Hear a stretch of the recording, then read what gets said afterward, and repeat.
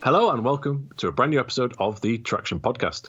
Thank you very much for joining us today. Today we're going to be talking about, in this episode, unpopular racing game, sim and esports opinions. And by definition of being unpopular, that means you probably disagree with us, but that's okay. I'm your host for this particular episode, Tom. Also joining us today, all the way from America, is Justin Sutton. Hi. I got the city wrong last time, but at least I can't go wrong with the country. And also joining us all the way from Scotland is John Munro. Hi, Tom. Never been more ready to hurt everyone's feelings, so let's get on with it. Yeah, just for clarification, Scotland is a different place to Wales. So just so we're all, That's right. all clear on that. Yeah, that's And good. Ireland, That is a popular opinion as well. That's popular. That is. So I just want to clarify again, unpopular opinions. So these are where maybe the majority of the people on the internet or the Metacritic score or something like this seems to be overwhelmingly positive or negative about something. And we're going to say, actually, our own personal opinion, and it is our own personal opinion, is slightly different to that. But we'd also like to hear from you as well. So if you're watching on YouTube, put in the comment below what your unpopular opinion is, and also tell us how wrong or right we are.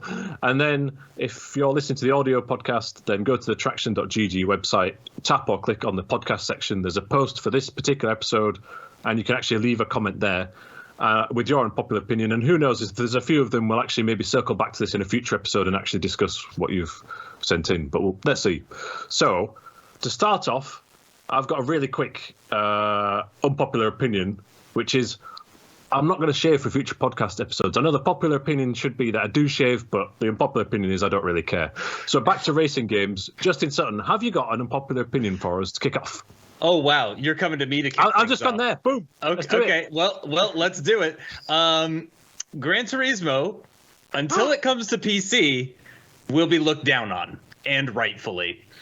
Whoa. What's your reaction quickly on that, John? I can't get this. I just think it's funny. My initial reaction, I'm not sure, but I really want to see where this one goes. Yeah. That's not something I've ever thought about. I'm halfway there with you to the final sentence you said. So go. Justify it. So Gran Turismo is PlayStation only. It's one of the few console exclusive or platform exclusive racing games at this point.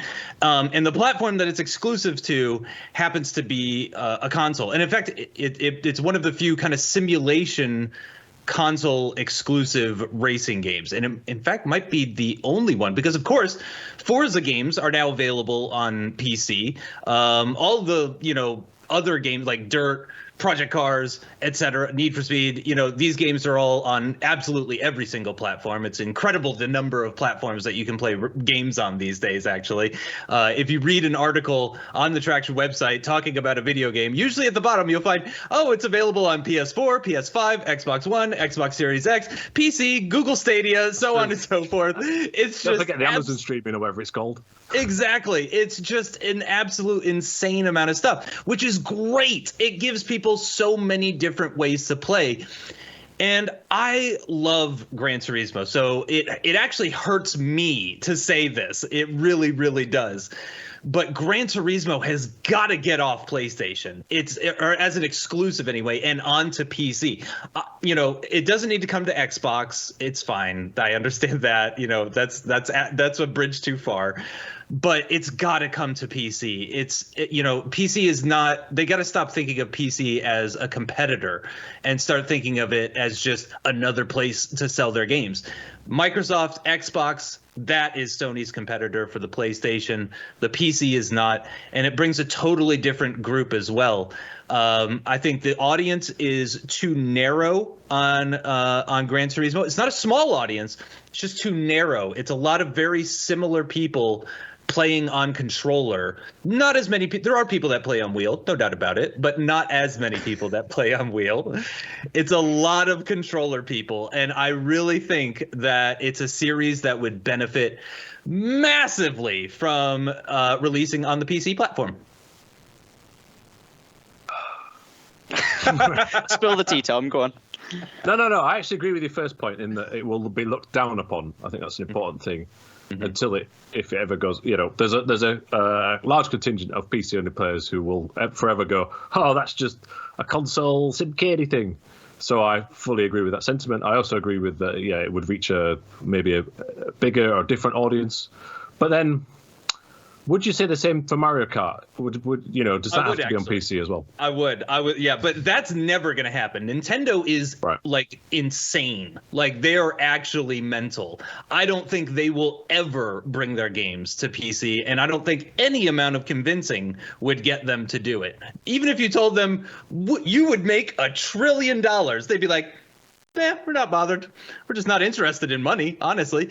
But Sony, on the other hand, they could be convinced, I think. I genuinely think that Sony could turn, you know what I mean? They're a slightly more progressive company compared to Nintendo, maybe because they're newer. I don't remember how old Sony is, but I know Nintendo's been around since like the 19th century, so which is the 1800s for those that don't understand that. So I could totally understand why Nintendo wants to keep, their properties on their and again, for those that don't know, like Nintendo's crazy, like they won't let people record videos of their games and then put it on the internet. Like that's how insane. Like, so they're a lost cause, okay? But Sony and Gran Turismo, they're not too far. They could be saved. Well, that is actually what I was going to speak about. Because is this really down to Sony? Fully down to Sony? Is it down to Polyphony or Polyphony, however you want to pronounce it? Is there a correct pronunciation for that, Tom? Do you know? Polyphony, right? That's what I say. Polyphony Digital. So, how much of this is down to them? How much of it's down to Sony? Is this an agreement where, this is a flagship title? We're going to make sure that this is one of the few titles where we need this to be PlayStation exclusive to ensure that customers continue to buy PlayStations. The issue you've got is if enough racing games are available from PlayStation that are also on PC, then people will obviously have to have a good enough PC to be able to have it running. And once they've done that, it's very difficult to then go back and focus on consoles again. So are they maybe worried that this is going to take away from PlayStation sales? And also, obviously, as you talked about, the link between Microsoft, PCs, and Xbox means that these games can be a lot more cross-compatible more often. That's fair. It's almost there's almost a danger there of basically taking players off the PlayStation, putting them on a PC, getting them set up to go, and then them leaving you in the distance behind. So that's what I'd be more concerned about. Hey, this is why it's an unpopular opinion, right? Let's not lose sight of the podcast, isn't it? I was just sitting there thinking, I could say this and this. No, it's an unpopular opinion. Happy days. That's what it is. Yeah.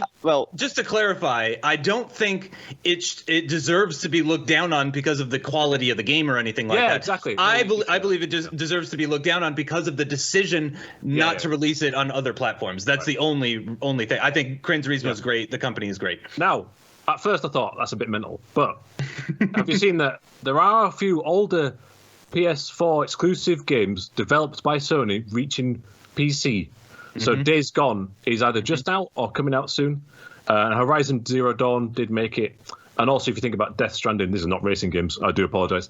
That was a partnership where Sony published it, but it was kind of also on PC. Then there's this crazy deal where the MLB game is developed by PlayStation Studios and is on Xbox, but that's a whole nother ball game, literally.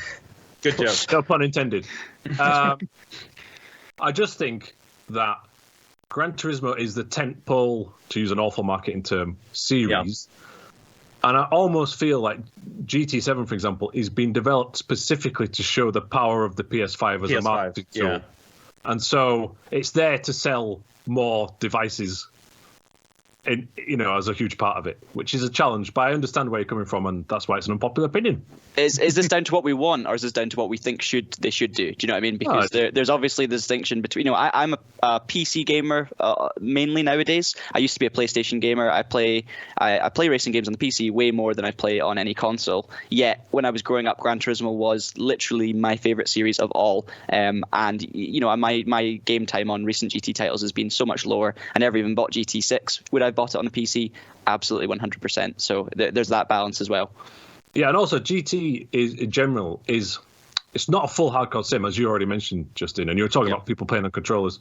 I mean, there has to be this. I think it fills this space of a game that's approachable, but still serious, and you still learn something from. And that younger audience can't afford a $1,000 PC, or the parents don't want to buy it for Christmas. Whereas a $500 PlayStation is more of an approachable thing with a controller, without the wheel, without the rig. So it has its own niche, is what I'm trying to say, I guess. I think, and anyway. Just touching on the tentpole argument that you had, I would say just do what we've seen recently with platform exclusives. You see games coming out on Epic, and then a year later it comes out on Steam. Why not do something like that? Have it be a PlayStation exclusive for a year. That's fine. You want to sell consoles. I get it. But then bring it to PC. Because, again, I don't think PC is actually a competitor for PS4. As John said, it's like two separate things almost. And I don't know. I think they would make more money by offering it on another platform than if they sell less consoles. You know what I mean? I think it would offset it by a higher amount. It would also work a lot for esports as well too. You would bring in a better esports. We're talking way too much about my topic now. We need to get to the next this one. Is a whole podcast thing. I think that's the unpopular opinion. And if anyone listening agrees or disagrees, pop it in the comments. Let us know. Let us know. In all caps. You've got my mind racing, and I think we'll do a podcast about it. So that is popular opinion number one, and it's safe to say it's hit the nail on the head in terms of the brief for this. Thank you. This episode, yeah, no worries. So, John, have you got an unpopular racing game opinion? Oh God, I hope it's not Forza Horizon related. So I'm going to change the order of what I was going to say here because you guys want to bring this chat away from this topic, and I'm just going to say no. I'm going to stick another dagger in the heart of racing fans around the globe, and in particular Tom, I think, because what I'm going to say is, and please, bear with me on this one. In my personal opinion, GT Sport was the most disappointing racing game of the decade. Oh my God, of the decade! You're mad. I'm wrong. And this episode is over. See ya. Bye. No, go on.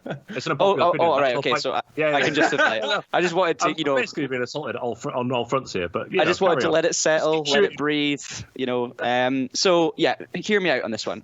The reason I moved this around is because I thought we just need to get Gran Turismo nailed here because we're being quite nice to Gran Turismo, me in particular here. I'm not saying that GT Sport is a bad game. I think GT Sport's a great game. I think Gran Turismo is possibly my favorite ever racing franchise, so please don't take it the wrong way. My opinion was that GT Sport was the most disappointing game, in my opinion, of the decade. The reason for me that it was so disappointing was because with Gran Turismo titles, the core element of the game that for me that I've always loved about them since I was a kid was the single player experience of Gran Turismo mode, and the fact that you have to build up from the slowest cars, spend little bits of money racing around against other MX-5s and old 90s Micras and Skylines or whatever to be able to afford this slightly better car. Now, Suzuki Cappuccino. Exactly. It felt like a rocket ship. So the issue for me is that they completely disregarded that element of the game to create something different. And now what I'm going to also say is, fair enough, they didn't call it Gran Turismo 7. They called it Gran Turismo Sport. That was my point. Right? Okay, but look at the release dates, guys. Okay, so between the first two Gran Turismo games, there was 2 years. Another 2 years then for the third one. We then had a 3-year gap for the fourth one, 6 years for the fifth one, bit long, and then 3 years for the sixth one. As it stands right now, when Gran Turismo 7 is planned to come out, there's going to be a 9-year gap between Gran Turismo 6 and Gran Turismo 7. Now, they've plugged the gap with a game which has gone a totally different direction and focused on online racing, which is great, which is popular, but it's lost the whole core purpose for me of what made Gran Turismo so special. And now there's going to be an entire generation of kids, 9 years worth of time, where these kids do not have a current Gran Turismo title that nails the Gran Turismo mode. And for me, that is a massive disappointment. Preach. Absolutely preach. That is not unpopular by my. I mean, I know Tom is livid, but by my 10 million standards, active players, so it is an unpopular opinion. But right. No, I see where you're coming from. Yeah. No. Hey, don't worry about me. It's all good. That's your opinion. I'm definitely not worried.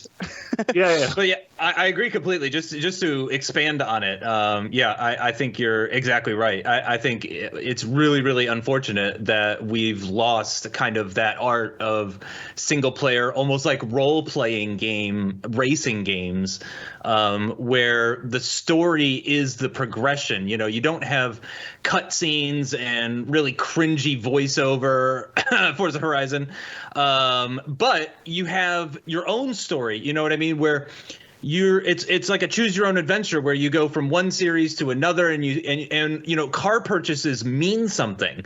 When you purchase a car, you are sort of like, it's almost like virtual iRacing back in the day. You would purchase a car, but you know, bigger price tags. You would purchase a car and then you would tune it up and you would go race this series, and you would, you know, through the course of the series, you would refine your tune, your setup, and all that kind of stuff. And I think you're exactly right. It really is kind of like a lost art.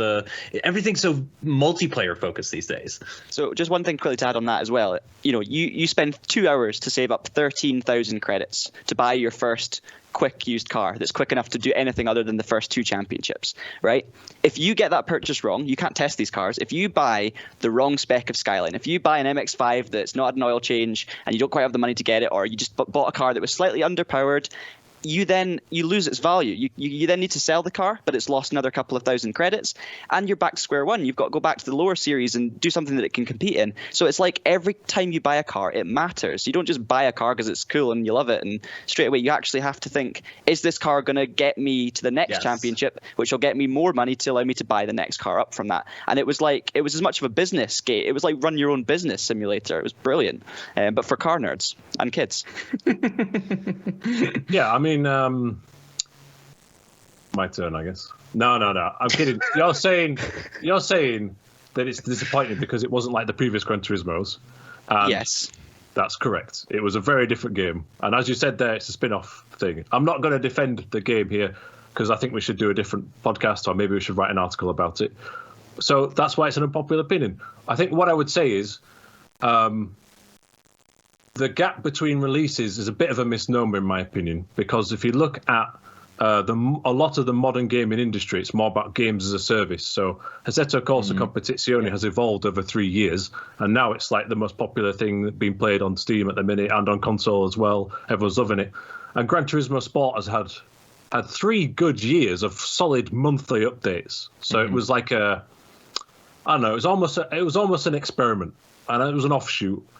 And therefore, it completely missed what you loved about the Gran Turismo series. And what I hope is that they combine the online service and sport mode. Sport mode is the main core of the game, with the collecting part with Gran Turismo 7 coming next year, and that will hopefully appease all of our discussions apart from PC. But just on that one as well, quickly, the 9-year thing. For me, I get what you're saying, and online racing is more almost service-based, where games develop with the communities, they get better. But you can't tell me that technology hasn't changed enough in 9 years, and cars and themselves. You know, you go and play the last Gran Turismo title that wasn't sport. You're looking at 2013, and there's so many cars and so many things that are different since 2013. If they were to say, you know, here's a 2013 modern F1 car, kids nowadays are like, what's that? What's that squared off piece of junk? Yeah, no, but they add all the new cars to it, like the GR Yaris and stuff like this. You know, that came to the game straight away. But I think, actually, the debate there is physics engines and track modelling and stuff has improved in that time. And I agree with that. And the game hasn't improved in that point of view. But you're talking about sport, though, right? You're talking about sport. Yeah, I am. I'm talking about 6, sorry. So I'm talking about, like, if people want to play that mode, you know, where people want to play offline. Oh, right. Sorry. And you know, I get it that the cars get added to the online game, but you know what I mean. For this offline particular thing, we're still, you know, you're talking the newest car to get in Gran Turismo 6 is still 9 years old, and that's kind of where, I mean, in a game like that, you need an update every so often. All right, but sport does have the ability to buy cars and level up and stuff. But you're right, it's not. It's just. It doesn't have the thorough it has license tests, but they're not quite the same, and it doesn't have as big a career. And I think the challenge was it didn't launch with that, so everyone thinks it doesn't have that, but it actually arrived 3 or 4 months later, and then they added single player events over time. But it would have been better to have all that career at the start, so you could get the full on Gran Turismo vibes, right? Yes. And so, I don't know. It's not actually. Is that unpopular opinion? Because I think a lot of people have the same opinion, don't they? In the, I think, but it did, not the people playing Gran Turismo Sport, probably. Well, yeah, it has got a base, but you're right. It's more esports focused. I mean, that is the core of this game, and so I've started rambling. I hate other people. I don't want to play video games. Exactly. I just want to race against the AI. I know we're going to move on. But the unpopular opinion, remember, was that it was the most disappointing game of the decade, and that's why for me that might be unpopular, but that's it for me. I lost sight of the. Wait, was Prototype in the same decade? Because that was also pretty disappointing. That's maybe for another podcast. Hey, that's our sequel at least. All right. Now it's your turn again, Tom. Mine is Gran Turismo related. Mine is that Gran Turismo Sport is the greatest game. No, I'm kidding. Should we just cut the podcast and change the title and everything? No. Re-record the intro. Now, my first unpopular opinion is it that unpopular? I might have been undone by the own premise of the podcast. I feel like the developers of the Formula 1 game need to start again. Ooh. Okay. I don't think that. So that is an unpopular opinion in my eyes. It's not my opinion. There you go. One other person disagrees. Brilliant. I really enjoy the F1 games. I think they're great, and I think F1 2020 was the best one that they've done. Ultimately, it's based on technology from roughly, heavily updated, at least 10 years before that. And so what I would like to see is like a new game engine from scratch. And with that, the ability to laser scan the tracks. Now, I'd just like to clarify that. Just because a laser scan doesn't mean they're good, internet. It's how that's interpreted and developed upon and implemented in the game and how the AI goes around it and all these things. Correct. I just feel that while the game modes are amazing and the career modes are great, and I love the gameplay as a nice balance for controller or wheel, the track representations have fallen behind the pace of other games. And I hate to mention it again, Assetto Corsa Competizione, or Race Trim Competition as it translates to, it's easy to forget that it is an official game of a real-life race series, right? The GT World Challenge. And its track representations are far and above Formula 1. It makes me appreciate how much effort can go into that. And I know it's going to be a big job, I'm not saying for this year, or maybe even next year, maybe they phase it in. But I just feel there needs to be... I just worry. On paper, the next-gen version has the specs. I worry to see if that compares in real life to other competitors. I'm intrigued that you said what you said right at the end there, because in my initial thought to that opinion was you're talking like right now this needs to change. And what I was going to say to that is not yet, because I still feel like I feel like they've got a game there that's really good still. Okay, yeah, you're right. It's falling behind in certain areas. But if they can just hold off a couple of years, PS5 gets stabilized, more people have it, more technology is available, and also it will give the developers over a year of seeing how these cars work, the new cars, because there's going to be a big change in regulations, remember, for next year's Formula 1 season. And I think if you let that settle for another year or so, build that up while the game is still in a position where people are praising it and still saying the game engine's really good and improving every year, take advantage of that, give yourself a few more years of preparation, and then go for it when you have that little bit more market research available. That's just my personal opinion, but you kind of said the same thing at the end. Phase it in a few years. I saved it at the end. I agree completely, actually, by the way. I think it is in a good spot right now, and I think they're sort of, but you're right, they're sort of like reaching the limits of what's possible with that engine. And I mean, the game looks good and it's neat and stuff. This was a small one that I was going to save for the end, but this is a great segue. I had one unpopular opinion for the F1 games as well too, which kind of works in nicely here, which is that the F1 games need less story, not more, and a lot more focus on online and competition and broadcasting and maybe even dedicated servers for a small fee. You know, if you run a league that's very serious and you want to pay a little extra monthly or something for dedicated servers for your league, that kind of stuff. Because F1 esports is up there with like the biggest esports total at all, and it's certainly one of the top 3 biggest racing esports, I would say, at this point, in terms of viewership and the amount of money being thrown behind it and stuff like that. But yeah, I think they're really reaching a limit here, and that kind of ties in with that. And I think I think they need to go a little bit more sim. We've talked before about like that sim arcade divide and the percentages of the F1 games, and I think they need to lean a little bit more sim, and because that seems to be where the crowd is going and that sort of stuff. It seems to be, they're very competitive and stuff like that. It's based on a real life sport, so that makes sense as well too. So I think they need to change up the physics. Certainly is the more important thing, I think, of the two things. The graphics are fine, but yeah, just the way that the cars handle and behave and all of that kind of stuff. Yeah, I think you're right on that one. It's a bit harsh, but yeah. Like, we all love the game and it's well. Yeah, exactly. Everyone loves it. But I just worry that how much headroom have they got before? Like you said, you can add as much story. The stories could be really good, and I am really looking forward to playing it. The management element is great, and I'm looking forward to play it. I like playing it online with friends. I like the classic cars, but at some point you need to have the feeling on the track, the handling and the track representations and the realism to a degree where these other things aren't masking any potential deficiencies. For me, it's how it handles force feedback with the wheel and bumps on the tracks in particular, which aren't quite fine. But it's perfectly good fun. And also, it can be a bit more serious, but still appeal to the younger audience with a pad. Ultimately, Formula One has to appeal to that audience as well, right? It has to be approachable. But they could add more tutorials in there, be more clear with the driving aids, and still give it a little bit of an edge and a bit more realism.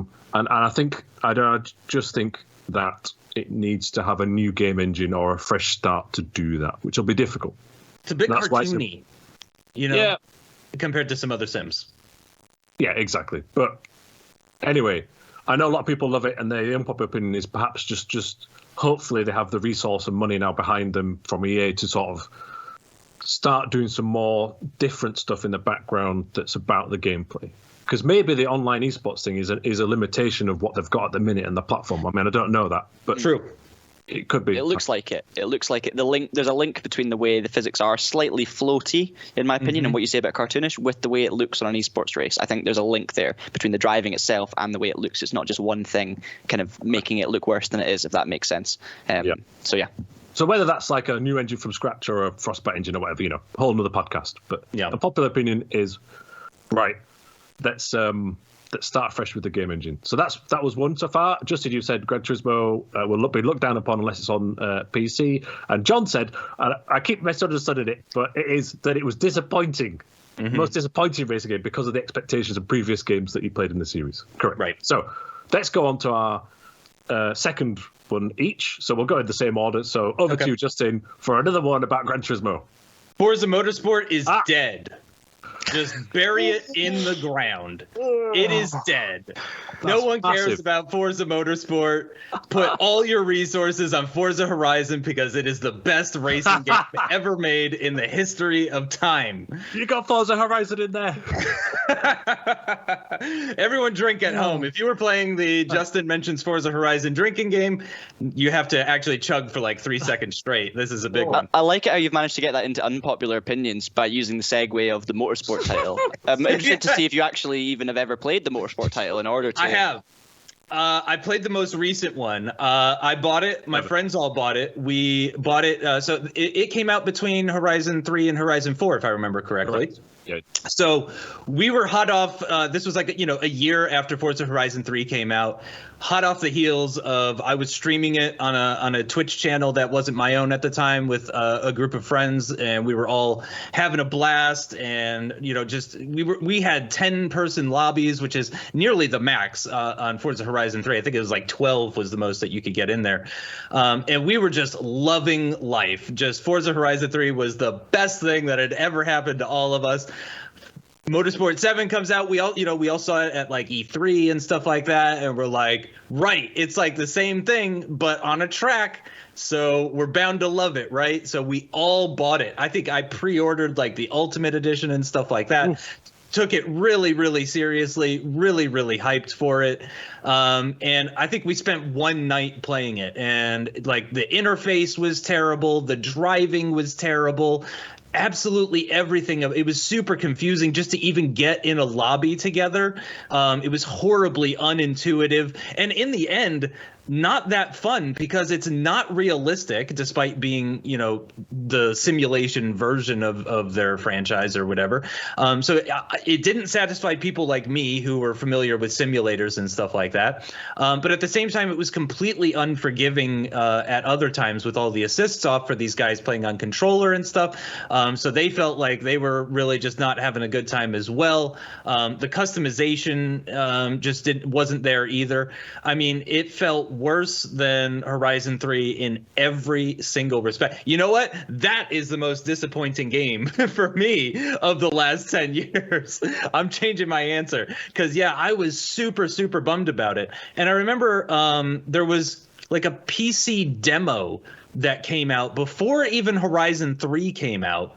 There was something called like Forza Apex, I think is what it was called. Oh, I don't know that.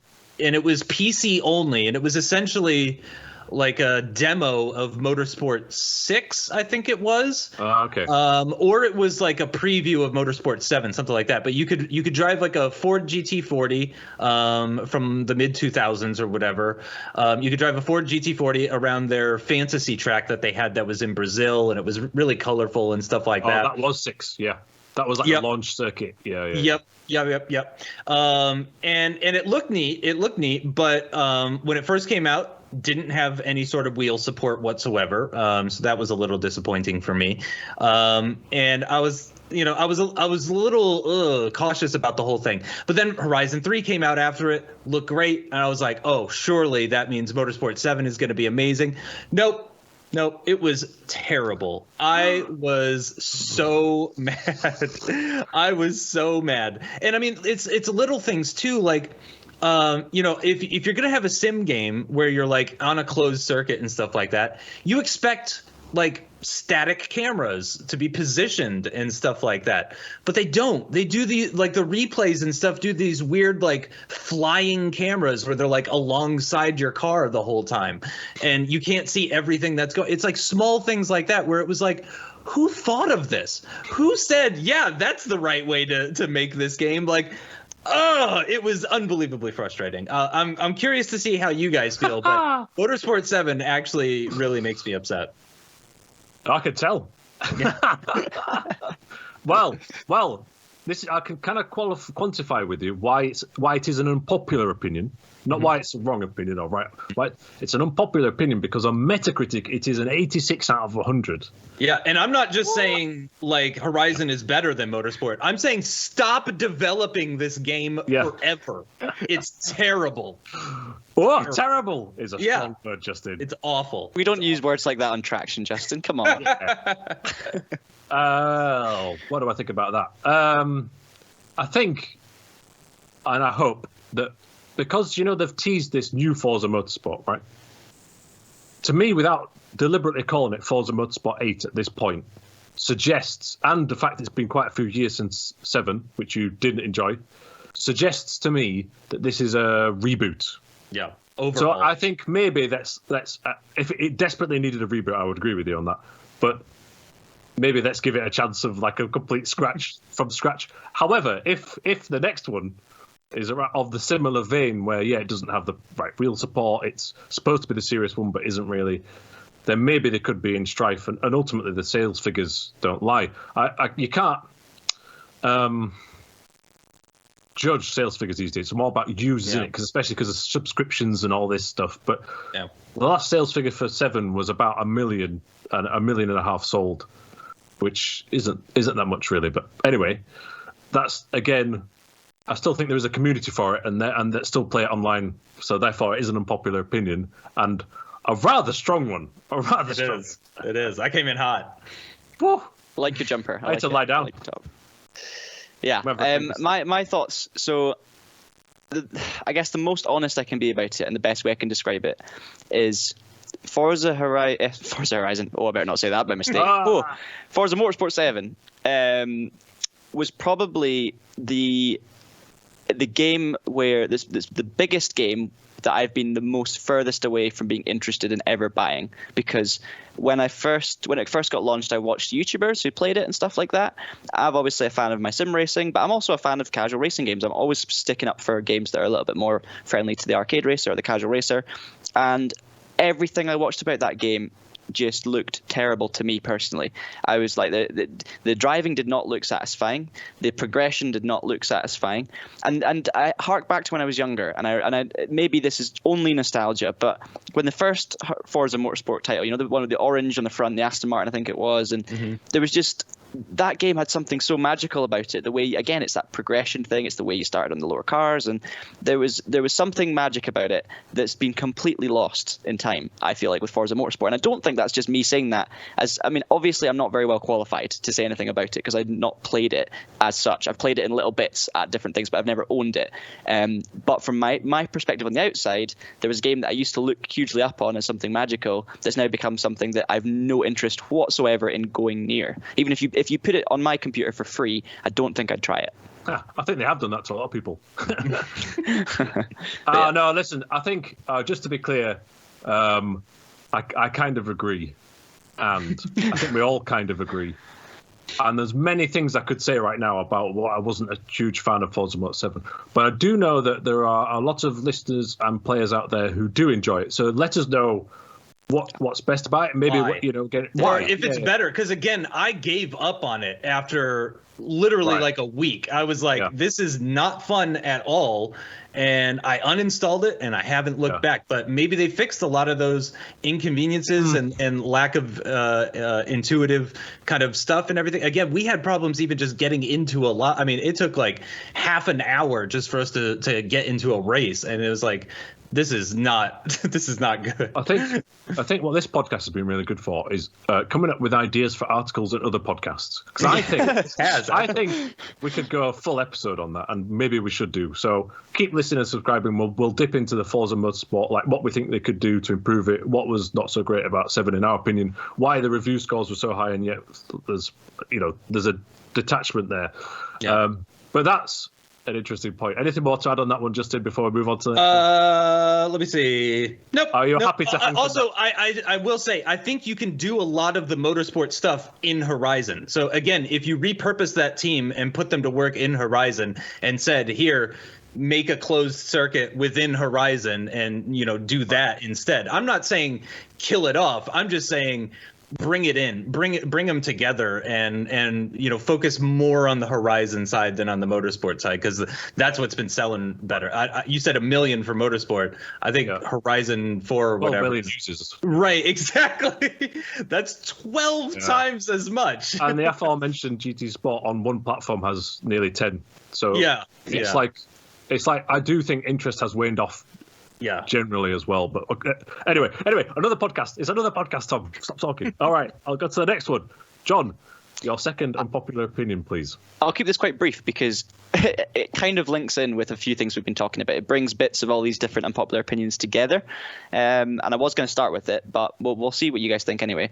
I would say that games which are focused mainly on single player, so single player focused racing games that don't make it an absolute grind to make progress and get to the faster cars are worse off because of it, and it's damaging the single player racing game community. Oh, could you clarify that one again, please? I'm tired and confused. Yeah, so am I.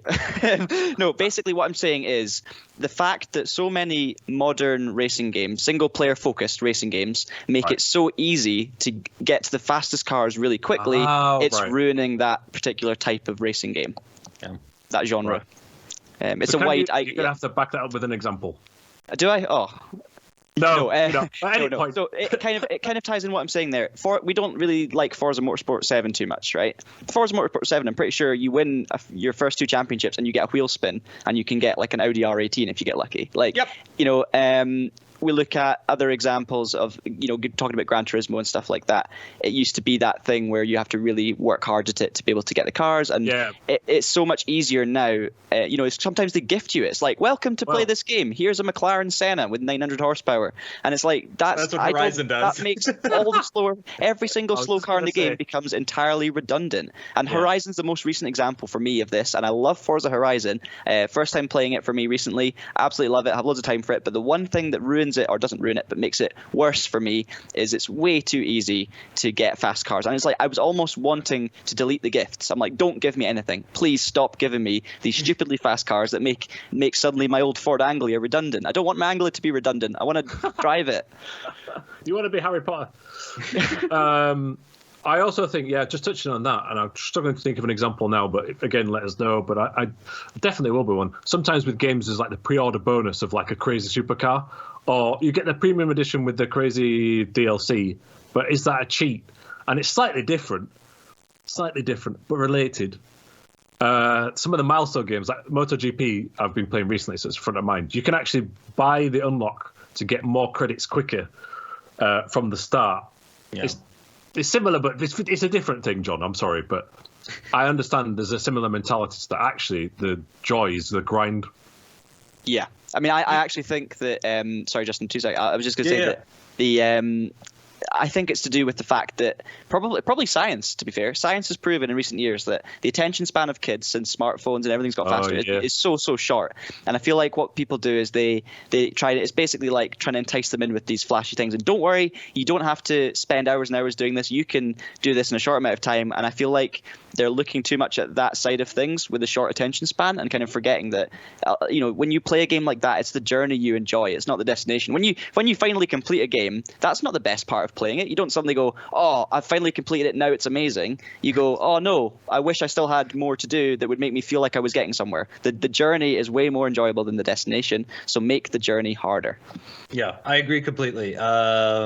And that's the second time I'm agreeing with you now, which is unfortunate for this episode. But we're supposed to disagree. But you're exactly right, and I think it is more rewarding when there is that progression to it. And I think a good modern example of something like that, it's not perfect, but is Wreckfest. Wreckfest does a really good job in the career mode of starting you off with like pretty slow stuff and working your way up. You can kind of get through it pretty quickly, so it's not as intense as the old Gran Turismo games or Tokyo Extreme Racer games and those other types of I would say Japanese PS1, PS2 era games in particular were really, I think, where you got that style of progression. Yeah, exactly.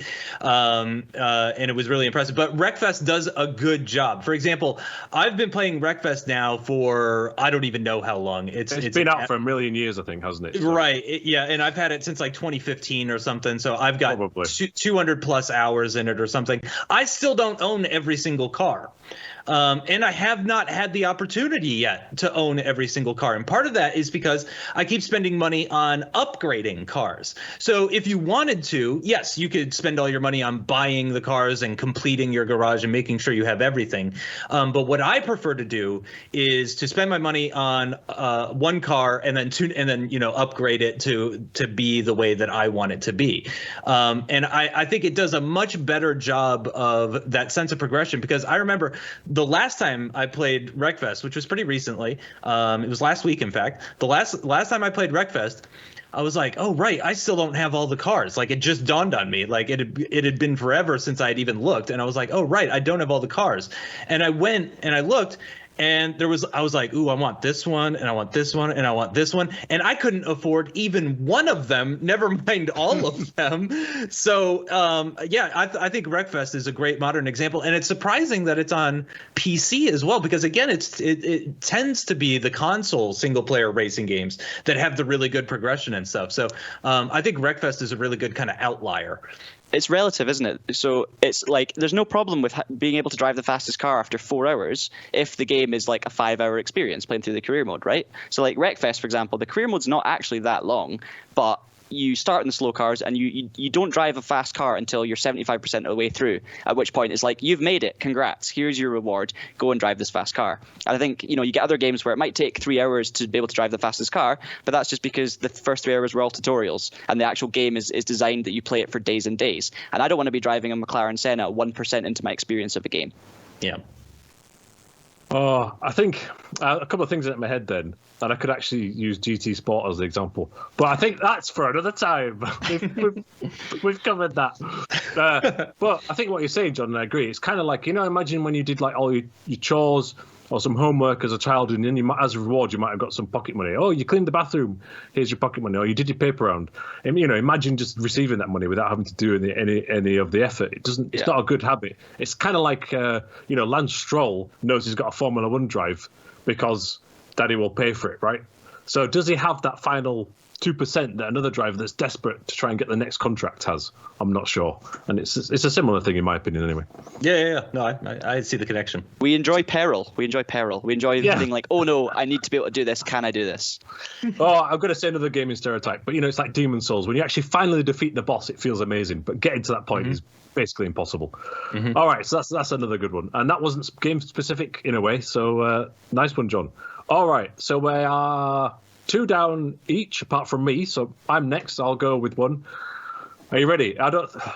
Yeah, actually, in some circles, this is a controversial opinion.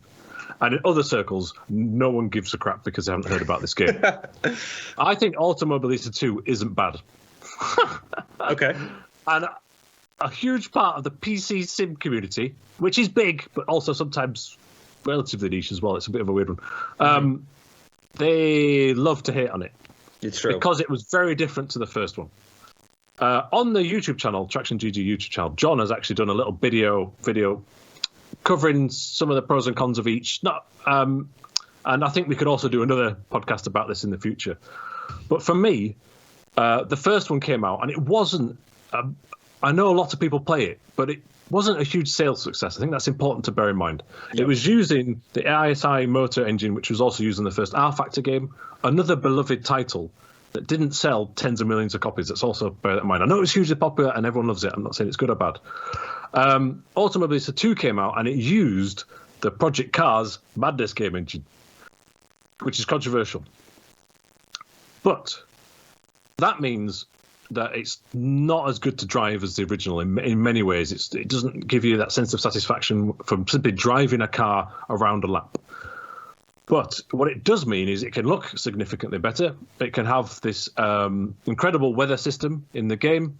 It gives them loads of tracks that are already modelled like the British tracks, whereas Automobilista 2 was... I know there's a lot of Brazilian tracks in Automobilista 2, but the first one really only had that, whereas you've got... unless you had mods. So this has Donington Park, it has Spa in there, which I'm sure there's a relationship from Project Cars to get them in the game to start with. Same with some of the cars, some of the LMP prototype cars and stuff. They were also in the Project Cars game and they've sort of transferred across.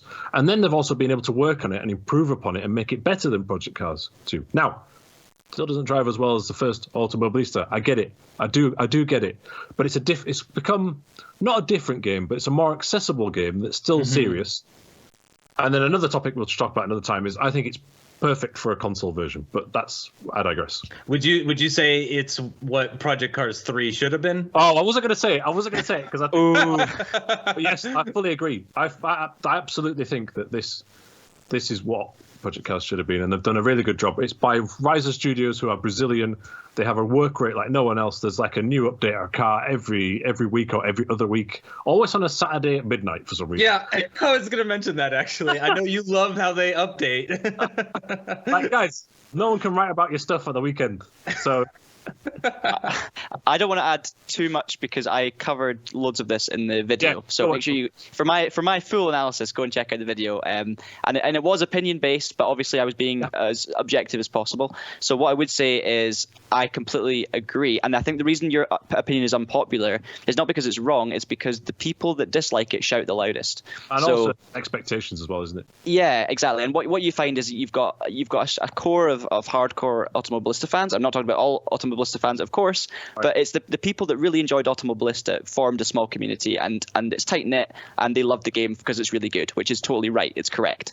So then when Automobilista 2 comes along and is kind of like opening arms to everyone else, being, hey, you guys can come join us too, people got hurt by it, and it's like, well, this doesn't drive as well, and it's taken away what I loved about the first one. And I think it's kind of like when your favorite band finds a slightly different genre of music that makes them worldwide popular, but you didn't like it quite as much as their first album. But for them, they're making loads more money and loads more people are enjoying their music. And it's a little bit like that. You know, Automobilista 2 is actually a good game. It drives well, if not quite as realistically as Automobilista 1, but it's so much more accessible. Yeah, absolutely. And it still bridges that gap. It's like it's a great starter sim for someone getting in sim racing. The top drivers in Automobilista 2 are as good as the top drivers on anything else. And for me, it's the accessibility, the VR support. It's not a mod where you have to try and work out. It's integrated into the game. The weather, as you say, is phenomenal. So, I totally agree with that one. But you're right that it is unpopular on the face of it. I'm not sure if it's really an unpopular opinion. You're saying with it's the the Muse or Radiohead of the gaming world where they've changed their style. Yeah. And I will say, I haven't played Automobilista 2, but I have played Automobilista 1. And what turned me off on it was how unuser-friendly it was, in fact. Yes. I got it like day one when it came out, and it had, I think I was still on my Logitech Driving Force GT at the time. Ooh, good wheel for the time. Yep. I was still on that wheel, and it didn't have like out of the box support. It wasn't just boom, you select the wheel, boom, you're good to go. I remember spending like an hour or two, because like the wheel was turning the wrong direction, so I turn left and the car goes right, and the brakes are the gas and the gas is the brakes, and everything was backwards and just nothing felt right. And I spent hours trying to mess with it, and I never actually did get it. I never did get it functioning properly with that wheel. Right. And I ended up just giving up on it entirely. Another game that I ended up giving up on entirely that we're talking about in this podcast. In my experience, there might be other people who disagree. The second one just works. You turn it on, right, and it works. And it's got a nice interface, like maybe a console-centric one, but it doesn't have a career mode at the minute, which I think it is lacking. And I'm not. Oh, well, let's not go into the pros and cons of it so much. Yeah, like I said, there's John's video, and we could write something about it. But it's a really. Some other sims, you turn it on and it's in like this tiny little window and it has no controls assigned. I didn't have that experience with Automobilista at all. It seems like really polished and straightforward. Which is another reason. And I just think it's, misunderstood, and it's slightly different. And so I think it's okay. I'm not saying it's the greatest game ever, just to clarify. Automobilista 2 is okay. There you go. It's good. I'd say it's good. All right, so now we're just going to finish off the podcast with a couple of rapid fire ones. So we're not going to go full in depth as to whether we agree or disagree. We're not going to mention GT Sport or Forza again, but we're going to we might do. Who knows? And we're just going to go quickly through a couple of really short ones, so a couple of minutes on each one. So Justin, you go first, if that's okay. I have just one final one, so you don't have to come back to me a second time. Okay. It's really quick, but it's also really controversial for anybody who plays this game, especially the diehards. Wreckfest needs an all-wheel drive rally car. Just one. That is very specific. Just one. But it needs an all-wheel drive rally car. Right. For those that are really into their Wreckfest like I am, you will know that all vehicles in the game are either rear-wheel drive or front-wheel drive. There is no all-wheel drive cars in the game. And I think it's because the tracks are very, very dirty. They're gravel, they're dirt, all that kind of stuff.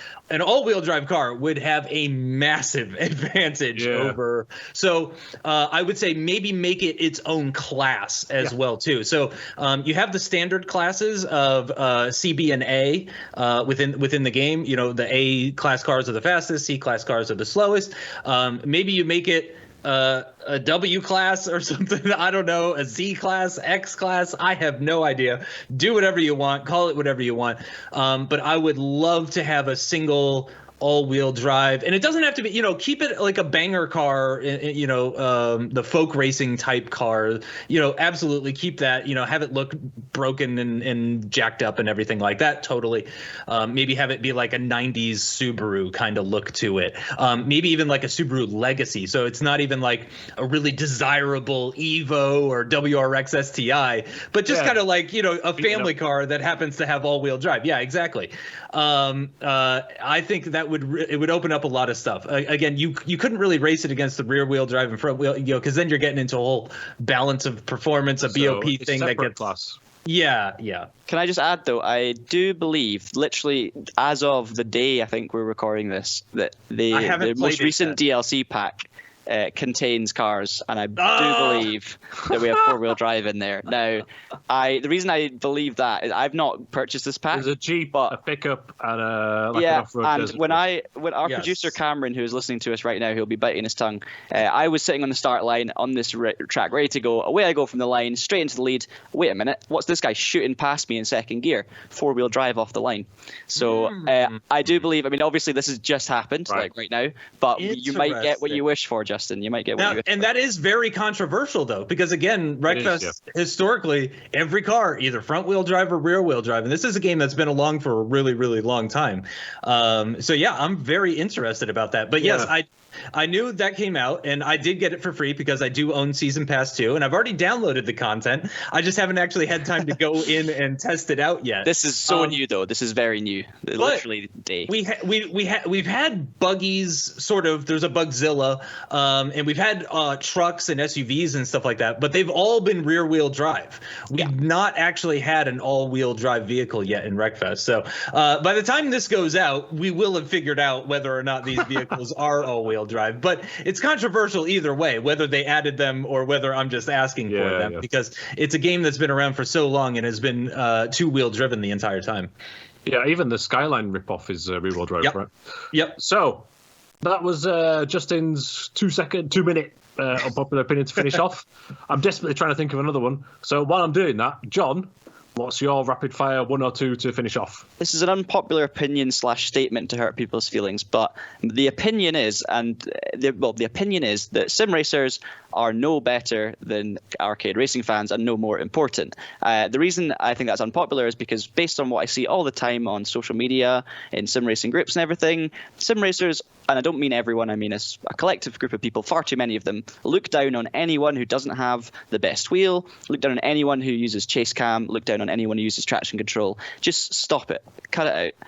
Sim racing is amazing. It's great. We all love it. And the more realistic you make it, it can get better in a lot of situations. However, how are people going to get into sim racing if they can't at least learn it at their own pace? Why does it bother you that your friend needs traction control and chase cam? Maybe he's better than you on traction control and chase cam, and that's what bothers you. And if that's the case, fine. Have a good race. Learn to be faster than them. And I'm sure they'll get to a wheel eventually if they really do enjoy it. But stop, please, looking down on arcade racers or people who are doing it for fun. Didn't you get the memo that if you use ABS, you're inferior, John? It's take a deep breath. Yeah. Right. You made the point. Sorry, I was trying to. I'll sip my water tea. Yeah. No. Yeah. Okay, so that's a couple of good unpopular opinions there, and I had a couple that I was thinking of. One was about Game Pass, but I might. That needs a longer discussion. For another time. So I'm just going to end with Is it like Game Pass is rubbish? Because now you're like leaving me on the edge of my seat, because that would be a heck of a take. I'm just going to say it's a popular opinion that it's great for everybody. I actually think that if you have a particular taste of a certain type of game, then the subscription cost, if you think about how much you're spending per year, it's probably best to just buy the 2 racing games or 2 new shooting games and maybe get it on a trial and stuff like this. Try it out. It's a really amazing service. A lot of people love it. It's really good value. As a racing game fan, though, if I'm really into the genre, I'm going to buy whatever's new coming out. And other than Forza, every other game will not be on Game Pass day one. So I'm probably going to end up buying it anyway, even at a discount a few weeks later or for a release. And so then if I'm also subscribing, that's actually not saving me any money. But if you're really into old Bethesda games and old EA games, and instead of buying them, amazing service, right? And there's also lots of new indie games that come to it as well. Art of Rally is going to be coming to it soon. But my unpopular opinion, perhaps then, which I wasn't going to say, but now I've gone off on it, is that people think it's for everybody, and it's not for everybody.